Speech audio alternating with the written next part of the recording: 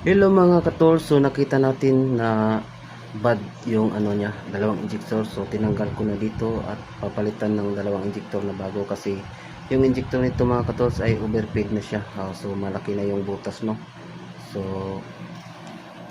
yan, tinanggal ko dito yung injector isa kasi overfeed din to.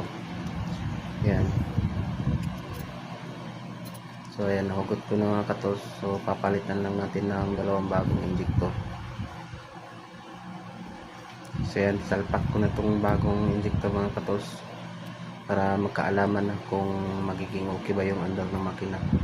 So dito nga guys mga katols ay pinalitan namin din ng injection pump. Start guys, bagong palit injection pump tsaka dalawang injector.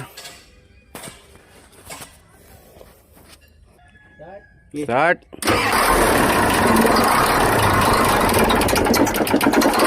Dito nga mga katols ay kaya pinalitan namin ng injection pump kasi concern ng may-ari, low power yung makina niya at hindi talaga, walang lakas siya. So nakita namin nung pag-check up namin dito yung laman ng injection pump malfunction na yung mga plunger.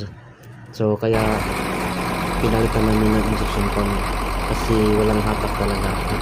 Na-check din namin yung dalawang injector na overfeed din siya, malaki na yung butas, kaya pinalitan namin ng dalawang injector. So ayun mga katools, nagiging okay naman yung gawa natin.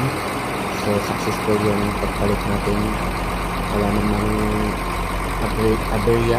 So ayun, okay na siya guys mga katools. So thank you for watching.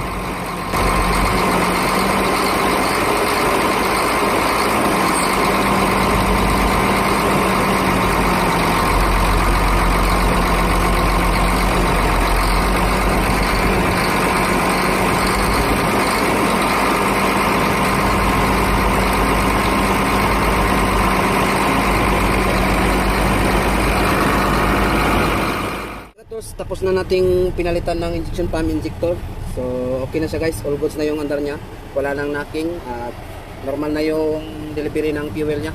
So ayan guys, umabot na hanggang mani na abot na hanggang pula. So okay na guys, so hanggang dito na lang yung video natin. Bye bye.